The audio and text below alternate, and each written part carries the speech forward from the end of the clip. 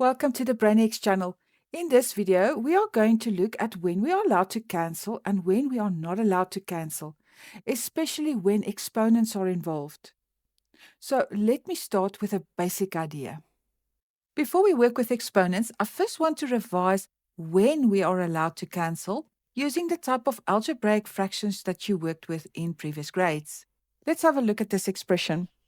This expression has two terms, this term over here and this term over here, and I say so because it is separated by a plus sign. Terms are always separated by plus or minus signs.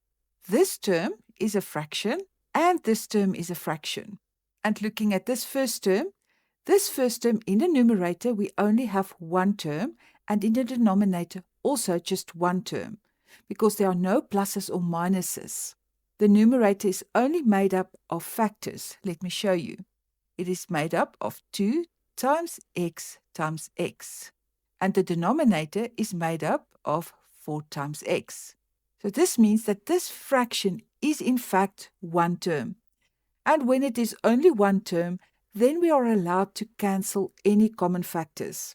So I can see that 2 and 4 has a common factor of 2. That means I can divide both the numerator and the denominator by 2. So therefore, 2 divided by 2 is 1 over, and 4 divided by 2 is 2. Now let's have a look at the variables. I've got 1x in the denominator and 2 x's in the numerator. That means we have x as a common factor. So I can cancel 1x and I can cancel 1x. So we will have a leftover x in the numerator. So I can write it like so. So let's have a look at the next fraction. This fraction has two terms in the numerator, and they are separated by this plus sign. So I am not allowed to cancel.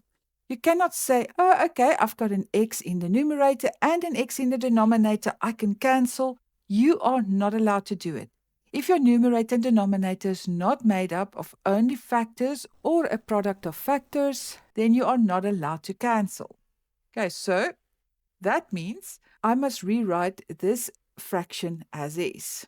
Now the next thing that many students do is to say, okay, but I can still cross-cancel this x and this x. No, you're not allowed. We are not allowed to cross-cancel over pluses and minuses. Okay, so the only way forward with this is to find your lowest common denominator, and that will be 2x.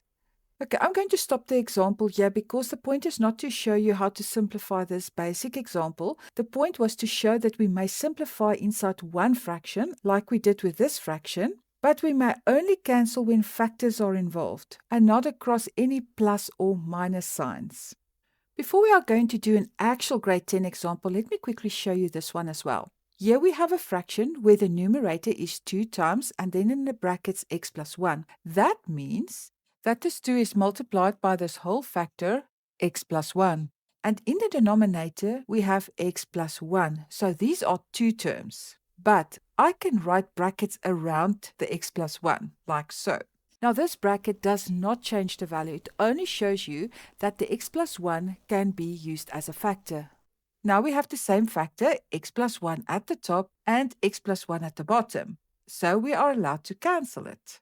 This is different from trying to cancel only the x in the x plus 1. We are not cancelling one term. We are cancelling that whole factor, which is x plus 1.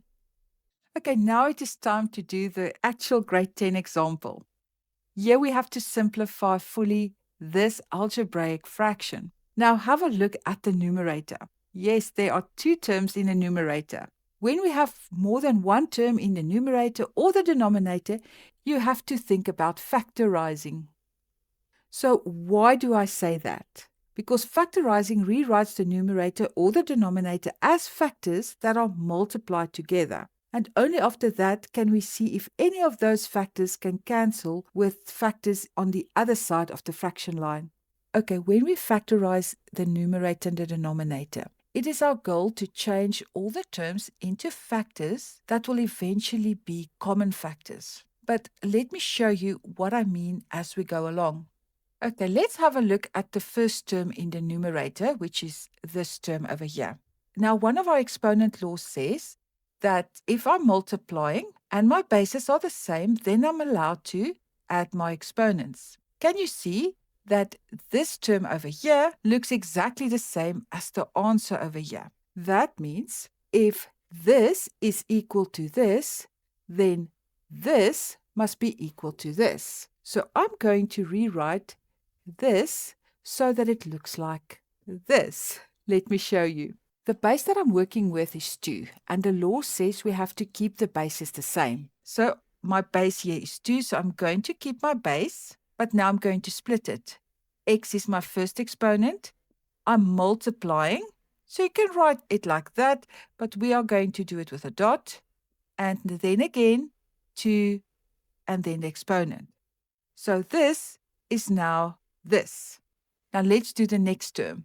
Here we've got 3 times 2 to the power of x. There's nothing that I can break down with this term, so I'm just going to write this as is. Okay, now let's have a look at the denominator. Again, we've got the base of 2 and then the exponent x plus 1. So again, it looks like this. So I can change it to this. Okay, so I'm going to keep my base, write the exponent, multiply, base, and the exponent 1.